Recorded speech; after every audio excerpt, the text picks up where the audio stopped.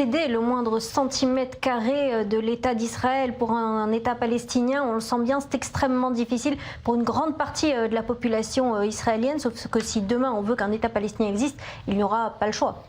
Écoutez, il y a eu plusieurs plans de partage entre nous et les Palestiniens, plusieurs solutions politiques qui ont été étudiées.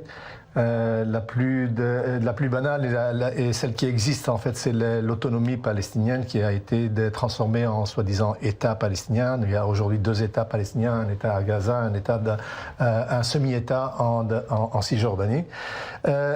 Pour Israël, il faut prendre en considération qu'il y a, je dirais, des limites, des lignes rouges qui est impossible de franchir. Israël ne cédera jamais sa frontière avec la Jordanie. Donc Israël sera toujours présent en Jordanie parce que finalement, c'est pour nous, c'est une zone qui est une zone tampon entre, je dirais, l'extrémisme et le radicalisme islamique qui viendrait de l'Est et Israël. Ça, c'est d'un. Et ce sont les frontières naturelles, je dirais, d'Israël. Alors là, vous parlez du point de vue israélien qui est celui d'exiger des frontières qui soient plus sécuritaires. On va la revoir dans un instant, cette carte, on l'a vu, celle du plan de partage de 47. On peut se compromettre. Sur quoi est-ce qu'on peut se compromettre avec les Palestiniens? Rappelez-vous que les colonies israéliennes en Cisjordanie ne constituent que entre 5 et 8% du territoire. Donc la majorité des Palestiniens qui vivent en Cisjordanie sont sous régime palestinien. Le régime sécuritaire est un régime israélien, d'accord. Il y a des régions où naturellement c'est uniquement les Palestiniens.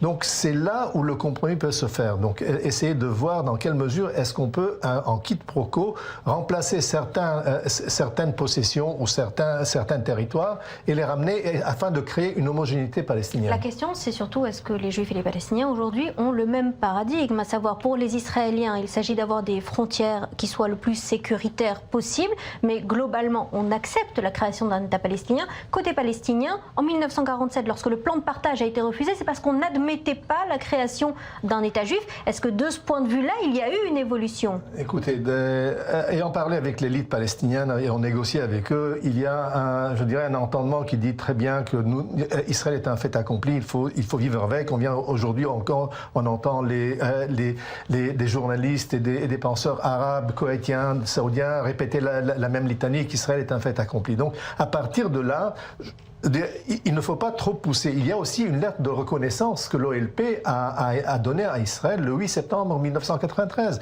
reconnaissant l'État d'Israël. Mais, ok, on dira, il a reconnu l'État d'Israël, mais pas en tant qu'État juif. Il a reconnu l'État d'Israël, il dit, moi je ne demande pas qui est à l'intérieur de l'État d'Israël. Donc, ce qui veut dire, si on va pousser et dire est-ce que vous allez accepter un État juif en Israël, ils ne vont pas l'accepter. Parce que ce caractère juif, ce sera le mot de trop. Mais la question des réfugiés palestiniens, par exemple, est-ce que ce n'est pas une autre façon de remettre en cause ce caractère juif, qu'il soit écrit dans les textes ou pas? Écoutez, les Palestiniens, même les plus éduqués d'entre eux, se rappellent que nous avons une maison à Yafo, nous avions une fabrique de chocolat à Haïfa, et nous voulons retourner. C'est la loi du retour. Donc,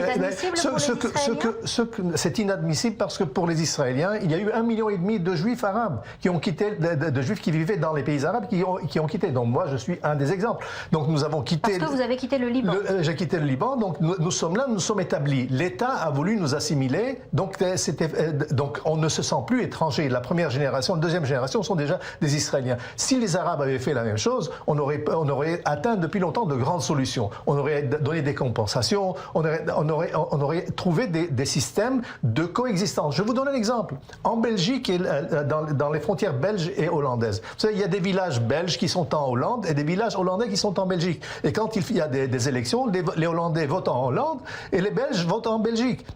Donc c'est un système, je veux dire, il faut avoir des idées créatives et je dirais une volonté de résoudre des problèmes pour arriver à une solution. Si cette volonté n'existe pas, il y aura encore de nouveaux 100 ans de guerre jusqu'à ce que finalement, comme dit le CID, il n'y a plus de combattants.